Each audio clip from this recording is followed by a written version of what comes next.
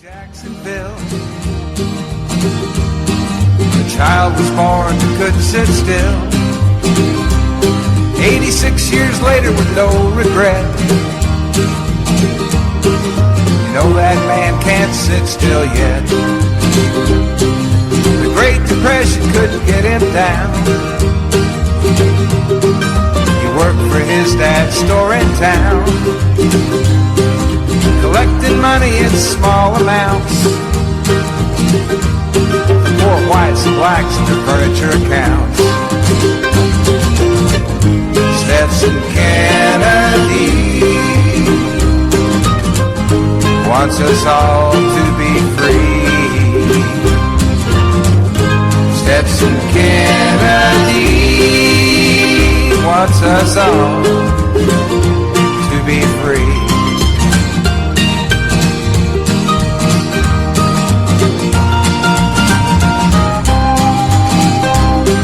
As he'd collect, he'd talk to folks. He'd hear legends, tales, songs, and jokes. Now this fine treasure he'd record and write. He was colorblind, didn't see black and white. Writer's project for the WPA. Zora Neale Hurston, he earned his pay. Crackers and blacks, they talk for hours. It was a barefoot history, this land of flowers. From WBRN Radio and on the Boston Red Network, the episode, the week that was, on the 25th of January, 2020. As the month of January is closing up, or shutting down, and we move towards the important political calendar. Coming first is the caucuses in Iowa, a farm state, a European type state that comes out of political lore more perhaps than anything else, a tradition, but a tradition that is not really in step with where we are in 2020. How long this festival, carnival, or whatever you want to call it, will continue in Iowa is a matter of speculation. The political parties, the powers that be, the corporate media, they like Iowa because Iowa is one of these situations that they can go to, and the media can fan out across the cornfields and stockyards and pig pens, etc. of Iowa, and talk to ordinary rural people, which in the age of DJ Trump is a segment that the Republican Party has increasingly tapped. When you look at states such as Wyoming, North and South Dakota, primarily rural states, I guess we could throw Iowa in. Iowa tends to be a little more swingy in those states, but they have predominantly rural populations. And if you go to many of the other states, the rural areas, Wisconsin, Michigan, Minnesota, the rural areas are different. And then you go to the Deep South, where much of the Deep South, outside of the metros, if we look at Texas, for instance, it's not the Deep South, but it is the Southwest. Rural Texas is the backbone of the Republican vote. The metropolitan areas, which cover millions of people, we're talking about Houston, San Antonio, Dallas, and even Austin, Texas, in there, are much more on the liberal side of the coin. And that has been a long struggle in Texas from the days of Ralph Marlboro. Most people don't remember him, but he was leader of the progressive wing of the Democratic Party, and of course the more traditional wing, the moderates at the time, Lyndon Johnson and company. That was the reason John F. Kennedy went to Texas. There was a feud between those, and people that were more to the right of the spectrum, like Governor Conley, who was the governor, late Governor Conley, who was the governor at the time in Texas. But Texas did a dynamic shift since that time, and the Democratic Party in Texas has basically been out of favor, as one would say. And then came Beto O'Rourke, the firebrand out of El Paso, Texas, ran a very close race for the Senate, and then he went on to be in the presidential contest. He started out as a meteor type, but Beto had his own drums beat to listen to. He went around without a lot of fanfare. He didn't have a big Beto bus. He drove himself for the most part to campaign events. He went to small towns. He talked to working people, the types of campaigns that would be suited for Iowa. But the corporate media decided that Beto was not the ticket. Therefore, the funds started to dry up, and Beto left the race. So that was the dynamics of this so-called real strategy in Iowa. And after Iowa, 1 week, we go to New Hampshire. The rolling hills of New Hampshire, we have New England, but a more conservative New England there. And we'll get to some polling and illustrate basically what we're talking about. We're making some changes here. In the Monday morning quarterback, we'll have Uncle Carl Rove, and we'll have the people from the University of Virginia, Charlottesville. And we'll pay homage to Heather Heyer as we normally do. Incidentally, in Virginia, this past week there was actually the past Saturday, but we'll go back a week or so.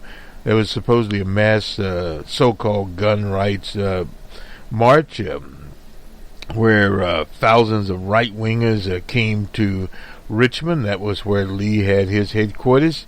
And they walked around the Capitol. The Capitol was fenced off, and they left town. That was the story of them. And also in this week, the so-called right to life, ultra right-wingers were in D.C., as they normally are, demonstrating what they call for the life of the baby. But the life of the baby ends when the poor baby leaves the hospital and is put into diapers, which many times the mother, nappies, or what do you want to call them, many times that the mother can't pay for, and for WIC, nutritious foods, and for food sufficiency, and for such things as child care and medical care, the Republican Party is vacant. But they support the so-called baby before it arrives naturally. The heartbeat, they say, they are stretching the medical science into pseudoscience, but that fits the prism of the Republican Party. And they cast that with the rural vote, and then you throw in the evangelicals, at least part of them. We had the magazine Christianity editorialized against DJ Trump. So DJ Trump, for that, is shut out, and that's the reason he's going around talking to these various groups. The first time a president has appeared there. Ronald Reagan out of California ran a right-wing campaign, no doubt about that. Started off in Vicksburg, Mississippi, where the civil rights workers, Cheney, etc., were murdered by the Klan. So that's the stage for his campaign. That was Ronald Reagan. But Reagan did not appear at this so-called pro-life situation, nor did G.W. Bush or any of the other presidents. G.W. sent a videotape. This was Trump sent a videotape, but in dire straits for election participants, he was there in person this time around. While at the Senate chambers, the House Democratic managers, in a laborious effort over 3 days, long session, some 9 hours, summing up the case against DJ Trump, the case for his impeachment, the 2 articles that they sent up. It was long-winded. What the American people will remember of this is going to be interesting. We'll see in the coming weeks and months.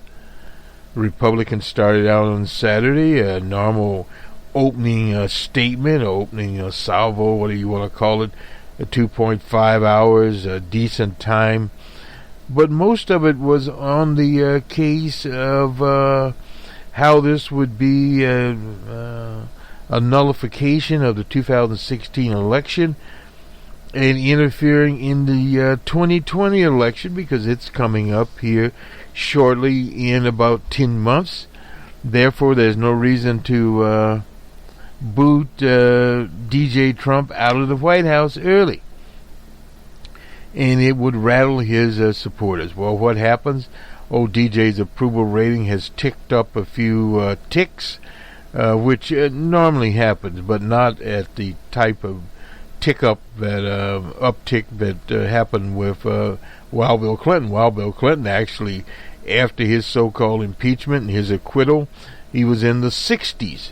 The economy was good. That was another element in the situation. So that is the state, basically, of U.S. Politics. Let's go to the international scene, something that's affected the markets, starting to affect the markets in China. The epidemic that is now there, that started out in Wuhan. It's a city of 11 million, larger than New York. It's in central China. Many people have not heard of it. They have closed down public transport, trains, buses, airplanes. All of that has been suspended starting on Sunday.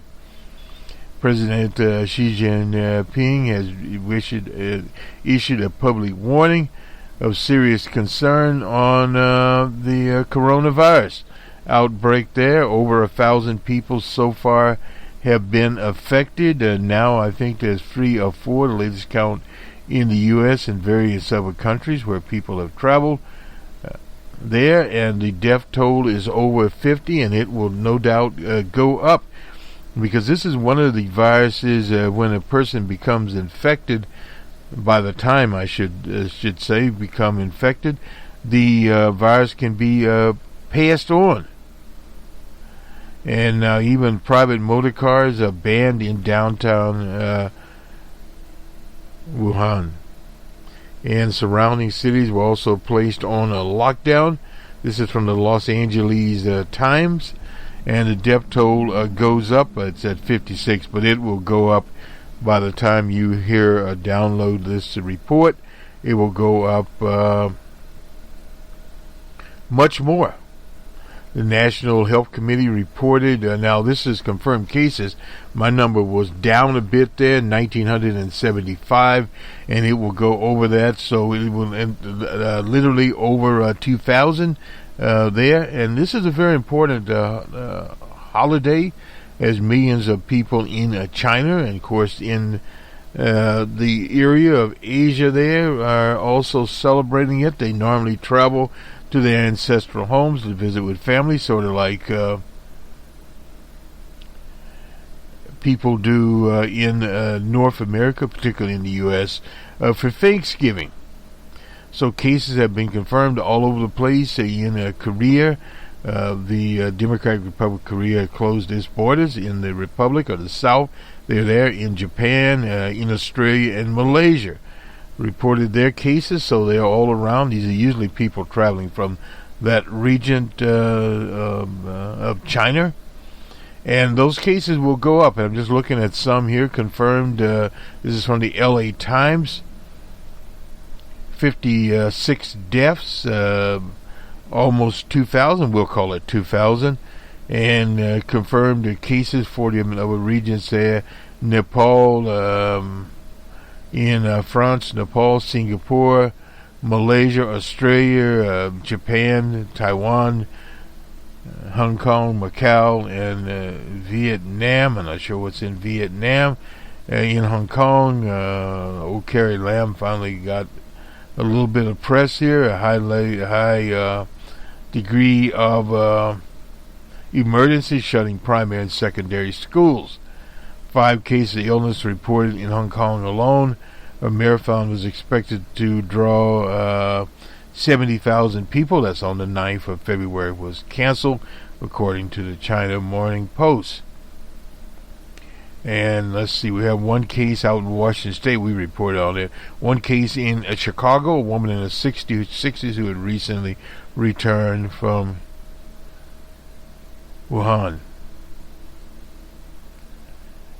And some cases in Europe, 3 of them in France. We just reporting these little bitty statistics here.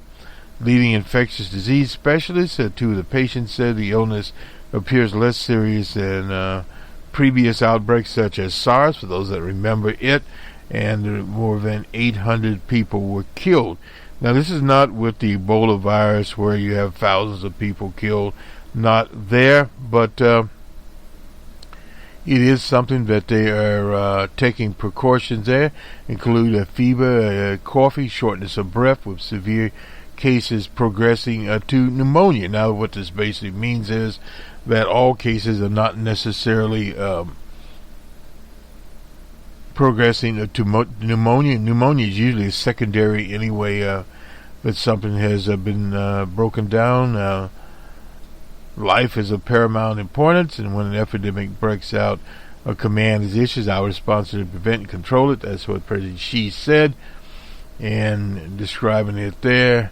Amidst reports that patients with flu-like symptoms were being turned away from hospitals, about 450 military medical workers as well as healthcare workers are moving into Wuhan. Wuhan's hospitals staffed at 24-hour clinics to examine people.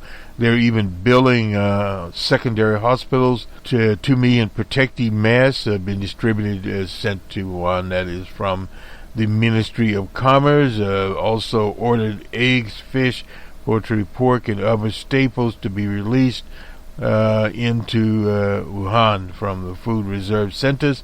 The ministry also asked supermarkets, pharmacists, and chemists, and gas stations to remain open, and restaurants are providing home deliveries. So in other words, everything is not shut down. The delivery business is doing a whopping situation, no doubt about that. Now let me just look. We'll stay with the LA Times for a minute or 2 here, and then we'll go to this is just a review here. This was of the 25th here. Yeah, just 56 deaths, 1,979. We'll call that, as of this broadcast, early, late Saturday night, early Sunday morning, call it over 2,000. Use the slide rule here. We'll look at this a little bit more seriously. Let me just get to this review. We reported on the Hillary the Monster Clinton, her latest endeavor to get additional publicity here. A review of Sundance 2020 Hillary film takes, what do they take here? This is from the LA Times. We'll get to the lighter stuff, then we'll get to some polling here. Hillary film takes on a scandal, allegations, bias, and yes, Bernie too is the headline here. They show a picture of an actress, Kate McKinnon, and prepares to impersonate Hillary Clinton on Saturday Night Live. She lost the election. This is by Lorene Ali, a television critic for the LA Times. She lost the election, but Hillary Clinton returns. The victor in the Hulu 4-part docu-series, Hillary. And it's all about Hillary, the former Secretary of State, Senator, First Lady, tells her own story, counting much of the political spin and media misinformation.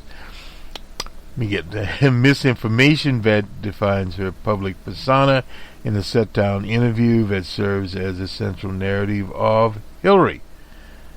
Expecting outrage from far-right detractors, cheers from her fans when her passion and brisk 4-hour series by documentarian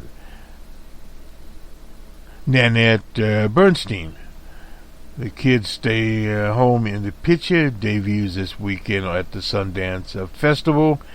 Clinton is 72, conventionally reframing her life and legacy in Hillary. Draping off the tars and feathers from countless smear campaigns with the help of her husband, Wild Bill Clinton, who also features prominently. Their account of everything from Vince Foster to Marsha Lewinsky. Most people have forgotten Vince Foster a long time ago, unless they're older than I am, and I'm old enough. Nasty women debate with Donald Trump, accompanied by ample news clips, footage from her 4 decades in public life. She provides the filmmaker with 2,000 hours of video from the 2016 campaign alone. Far too much. Former aides, political peers, and rivals, as well as the press, are featured here. Notably absent are her critics.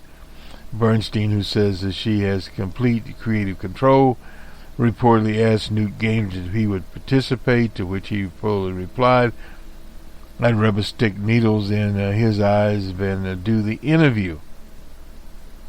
He would rather. Hillary doesn't disguise it as some sort of balanced expose, as if such a thing ever existed. It sets out and successfully in telling the motivating and painful redemptive story of a polarizing figure who generated backlash and excitement in equal measure. That could be debated, spanning from her idyllic childhood in a Chicago suburb to her earnest activity at Wellesley College, to the White House, the Battle of 2016. It paints a picture of a whip-smart woman whose candor and ambition both alienate and inspire. She broke boundaries as the first female partner in a Little Rock, Arkansas firm, the Rose Law Firm, an achievement that drew considerable heat when she became the wife of an elected officer. As a spouse of then elected governor of Arkansas, Wild Bill Clinton, Hillary Rodham Clinton was scrutinized, even demonized for having a career and for keeping her own last name.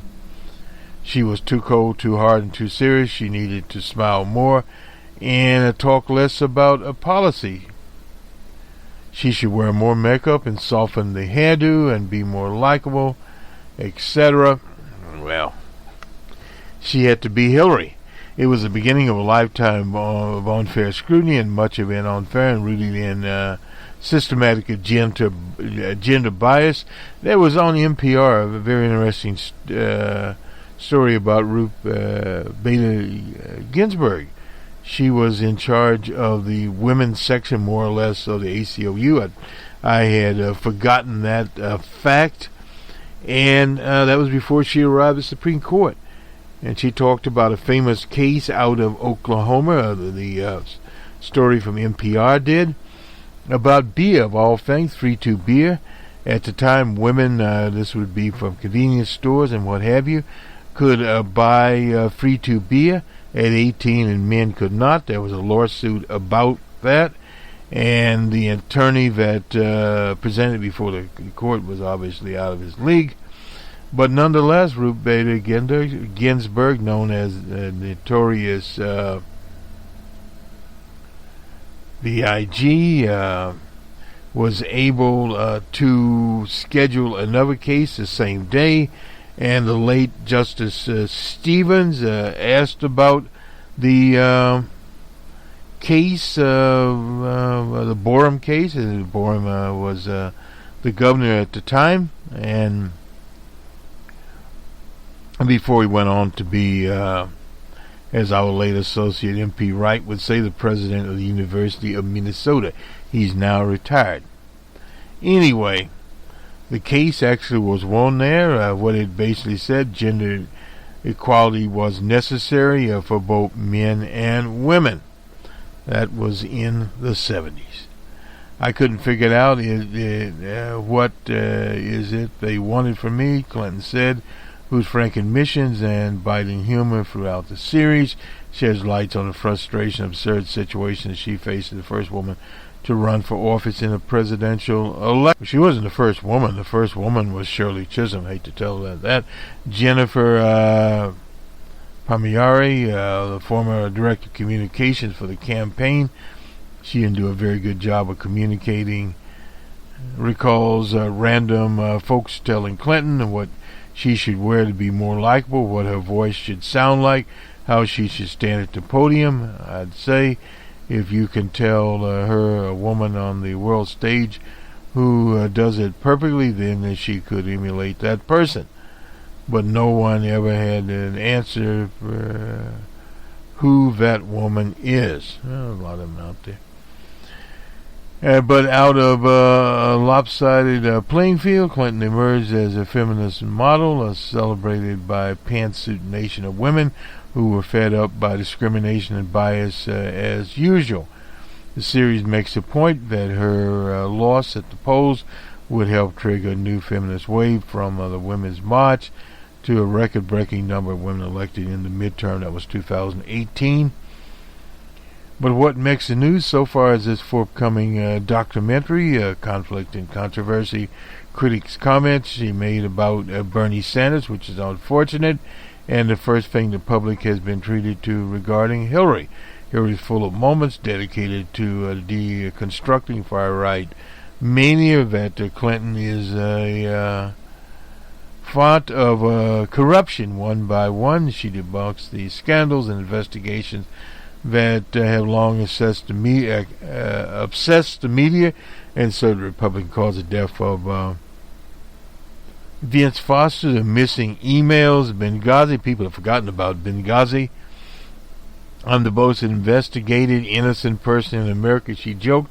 The crooked Hillary tag bestowed upon her by DJ Trump may have cost her the presidency and given rise to the most corrupt White House in modern history. Here's what I want people to understand. She says, even when something is disproved, people remember that allegation was made, and that's the kind of constant character assassination text told. Even if people who are supporters and friends, they brush it off, they don't believe it, but it still has a little space in the back of their hands. That space gets a little bit bigger.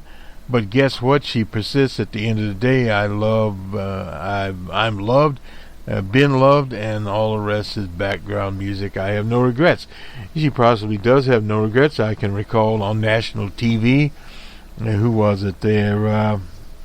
Anyway, one of the anchors, I think it was Chuck, what's his name, from NBC, I think he's still NBC, asked her, was she corrupt? And she just looked at him, but you know, DJ Trump's not the only one around who was talking about crooked Hillary or corrupt Hillary. But again, people are widely known that DJ Trump himself was corrupt. He was corrupt in New York. He's corrupt now. Nothing has changed. And the gender bias has highlighted it and the crooked Hillary moment. There's no doubt about that, and it continues. Let me move away from Los Angeles Times. There's a story here. Well, I think 1 in 5 women doubt a woman can win the presidency. Supposedly the word was Bernie was not the only one. This is Eugene Scott here writing in the Washington Post. The latest CNN poll, this is on the 23rd of January. There's still a lot of Americans who think a woman can't beat a man in a presidential race. Well, this isn't breaking news for many who are mindful of gender and politics. The data was released just as a conversation expands about sexism in national politics. Despite the progress women have made in politics, record-breaking numbers of women in Congress, sizable number of women still doubt voters will support a woman. Well, there's always been backward thinking out there. When asked, generally speaking, do you think a woman can win? And that's the problem with it, posted generally speak. Only 15% of the registered voters say no. That's a hell of a lot of people right there. But what it's telling is the percentage of women who doubt a woman can win is more than double the portion of men. I would not doubt that. 1 in 5 women, that's 20%, who can't win. 9% of of men say that. They go to the monkey poll, and we'll get that up for you later. Research by Northern Arizona University political science Professor Lori Poloni staying in Central Michigan's professor there, Sherry Ketchon, I suppose, show when female candidates violate social norms, including pursuing ambitious political goals. They're often disliked. Well, that's a pretty common thing there.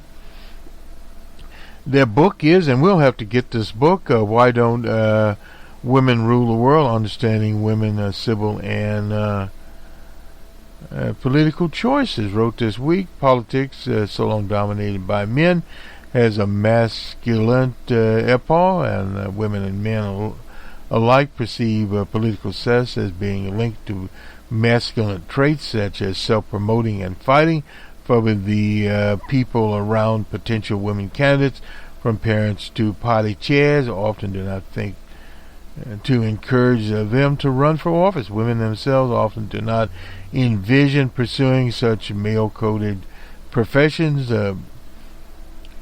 which could make them appear to be more aggressive than nurturing. Now, some people have argued that the political climate in this country has moved to a feminine. In fact, a guy back in the 80s out in San Diego was telling me about that. So again, we'll have to do more on that. Some voters have continued to doubt that a woman can win the presidential election today.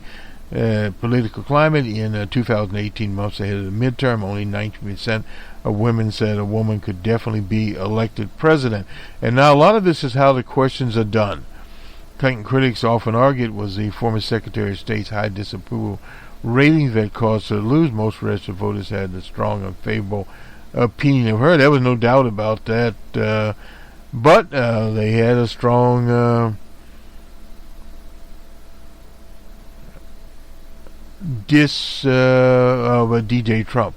After defeat, plenty of people argue America wasn't ready. That was not the case right there. It was voter suppression and many other things, but allegations that Senator Sanders told Elizabeth Warren about the woman not being able to get there. Critics of Sanders called his alleged comments sexist. A lot of sexists running around out here. Colleague Marcia Haas wrote, when someone is acknowledging sexism and when someone is just being a sexist. Latest poll is revealing, but perhaps not that surprising. I previously wrote about the majority of Democrats think a woman or minority can beat Trump. There's no doubt about that, but few are left standing. Liz Warren got the endorsement, we'll get to that, of the Des Moines Register there in the New York Times. She got those endorsements. Where does it put Liz Warren? Let's go on now to the polling. We'll try to get to Iowa first here. I'm not sure.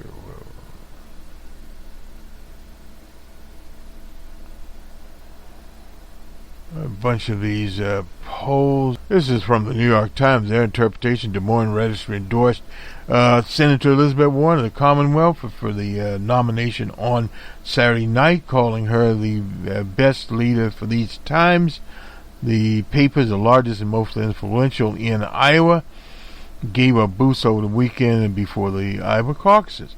In editorial, the Register praised Senator Warren as a thinker, a policy wonk, and a hard worker, which she is. Warren is confident, respect for others, and status as the nation's first female presidential candidate would be a befitting response to ignorance, sexism, and xenophobia of Trump's Oval Office. After more than a year of campaigning, the Democratic race extraordinarily volatile in Iowa as residents continue to feud over which candidate can beat DJ Trump. In recent days, Bernie Sanders of Vermont has shown momentum. Likely caucus scores. Now, this is the New York Times poll. We'll get to it. His rise in Iowa has come to the expense of Warren, his fellow progressive, who dropped to 15% in the latest survey, down from 22% in the last one. Mayor Petey was at 18%, but Mayor Petey has been dropping too. Joe Lunchbox Biden at 17, but he's leading in other places. The only other candidate approaching double digits, and she is Amy Klobuchar of Minnesota. She was evidently working her way, this was Senator Warren, through a town hall event in Muscatine, Iowa. I have no idea where that is. Warren leaped back in excitement, put her hands to her chest, as if to say, "What, me?" Well. The register for the endorsement, she wrote that Iowans are ready to make big structural changes. I'm going to fight my heart out for everyone in Iowa and across the nation. In the editorial, it praised Senator Warren's approach to the economy, healthcare, climate change, and other issues. She said corporations should have less influence in Washington. Children should be protected from gun violence. Healthcare should be affordable. Immigrants deserve compassion. Mass incarceration should end. The wealthy should pay more in taxes. These ideas are not radical. They are right. We agree on those. It's just that Bernie has better ideas. The endorsement, which began in 1988, is not a predictor. They have a mixed record. In 2016, the paper endorsed Marco Vegas Rubio, and he went nowhere of Florida, and Hillary Clinton when she was in a tight race against Bernie. And Bernie actually won that race, but they cheated. He came out with equal delegates. The endorsement makes national news. The newspaper also sponsors a closely watched poll, and the next one will be on the 1st of February. And they had a debate. Now let's go to the next one here from Politico. I won't spend much time on it, but they also wrote about it. Evidently, the editorial board interviewed 9 candidates. The outstanding caliber of candidates makes it difficult to choose just one, the board wrote, but ultimately it declared Warren as the best leader for the time. I wonder about that a little bit. Though Senator Sanders and Joe Lunchbox Biden lead in recent polls, they were closely bunched up with 2 other top-tier candidates, Warren and Petey. But Petey has big problems out there. The Massachusetts senator is not the radical some perceive her to be, the board said, noting that Warren was a registered Republican in 1996. The editorial cast her as a capitalist who supports fair markets. That won't do her much good with us progressives. With rules and accountability, advocates for government that work for people and not the influence of money. The board drew a contrast between Senator Warren and D.J. Trump on the economy, that Warren doesn't measure economic success via the stock market or the unemployment rate as Trump does, but by how working families are doing, and that is a little different situation there. And they went on to say, I'll reiterate this, fitting response to ignorance, sexism, and xenophobia of the Oval Office, but xenophobia does pay off, just as D.J. Trump. The other top 4 candidates, plus who pulled a distant 5th, are stuck in Washington. Talking about Amy Klobuchar here, who should be doing better in Iowa. They are very close to her in proximity and in ideology. The editorial board praised the top candidates as well as Biden would restore credibility to the White House, respect amongst allies. Amy Klobuchar offers a track of a record of bipartisan achievement, and Sanders champions the working class. There's no doubt about that. He does indeed do that. And they go on to New York Times. Bernie was leading at 25% of the support, followed by Little Petey at 18%. Joe Biden, the statistically tied with Warren there, and Amy Klobuchar at 8%. The endorsement comes just one day after a campaign appeared to low expectations in all the early states in a memo to supporters. The manager framed the first 4 nominating states as just the beginning. This is Roger Liu. In other words, in Iowa, a candidate has to reach 15% in precincts to so-called viability. which makes them eligible to win delegates to Democratic National Convention, period. Now you can see where this is going, despite endorsements from the New York Times, which also backed Warren, and the Quad City Times, which is the most important in our opinion, of Amy Klobuchar. Biden is already boosted by, well, he'd get that Vinzak, former governor there, and who else there?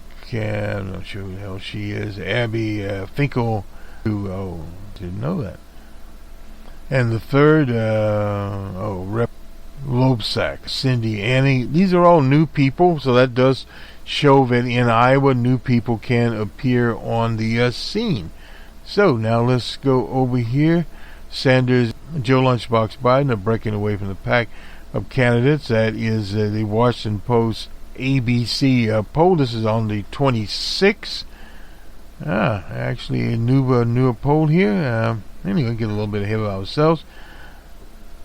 The findings come a little more than a week before the first vote there. And the various people that they mentioned, some of the same, based on past polls. The Iowa results will have an immense impact on shaping the race, on public attitudes. And in New Hampshire, that will be the next meeting place, so to speak, moving in that direction. And with Little Petey clearly behind amongst Democrats, Biden is registered Democrat favored by 32%, with Sanders at 23%. That's in this poll. This poll is a little bit different. In fourth and fifth place represents a shift in the hierarchy.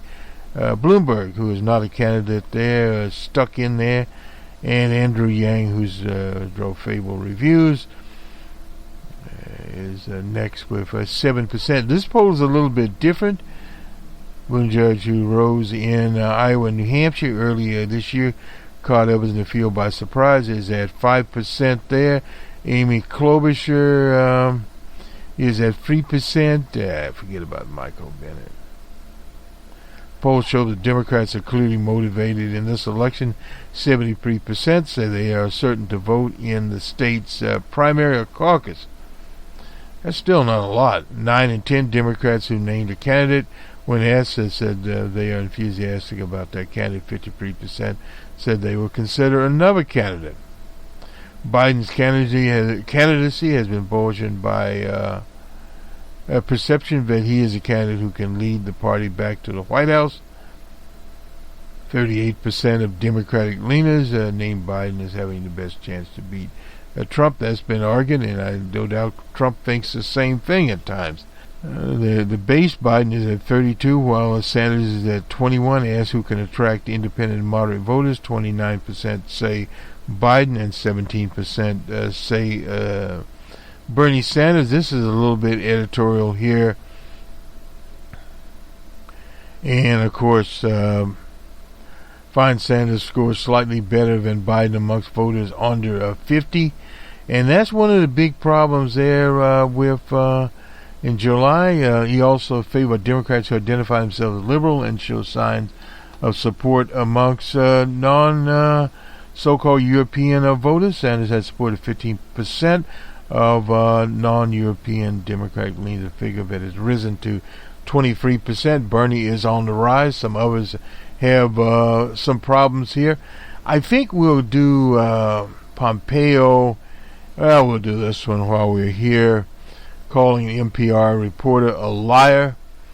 And he was talking about Ms. Kelly here, and he asked Ms. Kelly to point to a map of the Ukraine, and she was able to do it. That is, what is her name? We hear when we listen to NPR. We'll get a minute here. And evidently he started cursing, so evidently she knew what she was doing here. And as old Pompeo, Mary Louise Kelly, the Secretary of State, is publicly accused of lying to him twice. In a statement released on Senator Pompeo, said she first lied in setting up our interview. She didn't explain how, and often no evidence. He didn't explain that, which says it's fakey. Yeah, when Kelly asked whether he owed an apology to Marie Yovanovitch, the former ambassador who Trump ousted last year. I agreed and come to your show today, he said, replied, to talk about Iran. She pushed back, telling Pompeo, I confirmed with your staff last night that I would talk about Iran and the Ukraine. Didn't want to talk about Ukraine. I guess he'd leave that to Trump's lackeys down in the Senate. And so it was a 9-hour interview. He used the F word in the Senate and many others. Do you think Americans care about the Ukraine? He was not happy to have been questioned about the Ukraine, and evidently, I suppose, his Christian following sort of fell away there. She's a veteran national security correspondent. She's reported from China, Russia, and most recently Iran. I remember when she was at Mary Louise Kelly. Anyway, contrary to his claims, Kelly said that she did not agree that their conversation would be off the record. Who led her to Pompeo's private court of stipulation that she not bring a recorder. She did not say we were off the record, nor would I have agreed, according to Pompeo. He further berated Kelly. It's shameful that this reporter chose to violate the basic rules of journalism and decency. This is another example of how unhinged the media has become in its quest to hurt President Trump. He ended the statement with an assertion that appeared to falsely imply Kelly was unable to locate Ukraine on a map.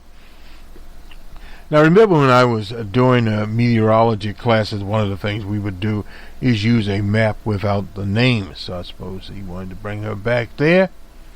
And 5 Democratic members of the Senate Foreign Labor Relations Committee, Bob Mendez, Cory Booker, who was a candidate for president, Ed Markey of the Commonwealth, and Merkley of Oregon, and Tim Kaine of Virginia responded caustically to his comments here.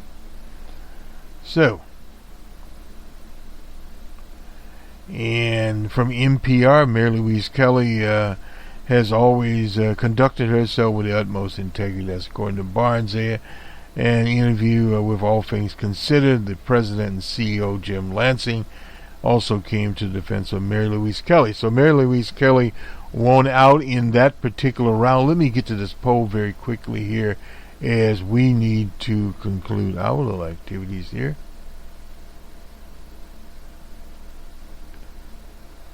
And somewhere, somehow, let's see. Oops. We're always moving things over to, we'll get that one later.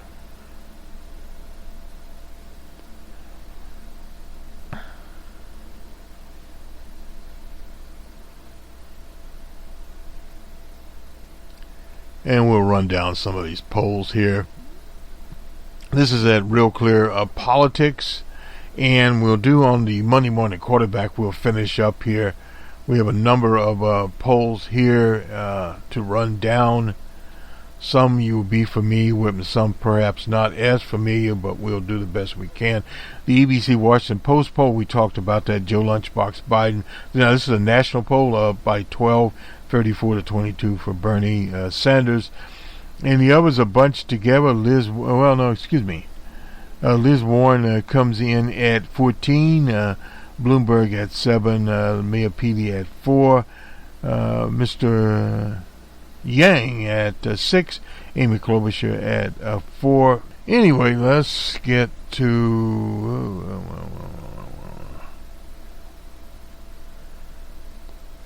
we'll get to... We're getting carried away here. We have a New York Times poll. We talked a little bit about that. Now, in Iowa, they have Bernie Sanders up by 7.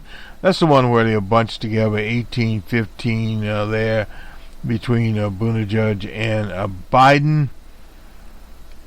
Statistic tie there. Who is on top there? Very difficult to say. But we know Elizabeth Warren is at 15. Amy Klobuchar is at 8. She's at 10 and other things. Missouri Scout. This is one you've not heard of. That has Biden up by 25. Then Bloomberg 14, Warren 9, Amy Klobuchar 8, Bernie at 7, and then on downhill we go. Little Petey at 6, and Amy Klobuchar in Missouri. Now this is the Times poll here.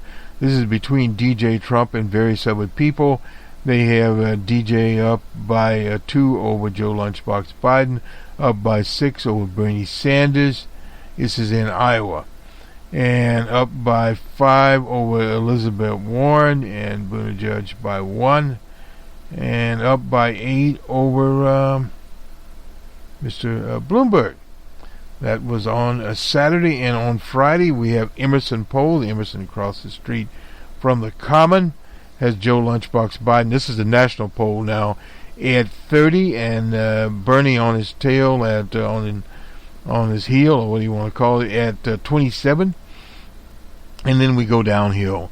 Elizabeth Warren 13, Bloomberg 7, Amy Klobuchar 4, Yang 8, and little Petey at 6. This is Emerson here. And as far as the president, Joe Lunchbox Biden, are tied up, has Bernie up by 2 over DJ Trump, and Warren and Biden are, this is a general election, are tied up, and Trump has 2 on little Petey. Now this is where it is very interesting here as we get ready to conclude. The approval rating for DJ Trump at the Washington Post, New York Times poll is 47. It's 47 at Emerson, so he's ticked up a few, and 49 at the Republican poll Rasmussen. We usually look at them a little bit here. And on Thursday, this is WBUR poll and Mass poll there. Has Bernie up by 12 in New Hampshire. It's a fairly reliable poll. Then comes little Petey at 17, and Biden at 14, and Warren at 13, and Amy Klobuchar at 6. And the Reuters poll, poll at 42 was the approval rating of DJ Trump, and at 56. So in other words, he was at 42 on Thursday in the Reuters poll.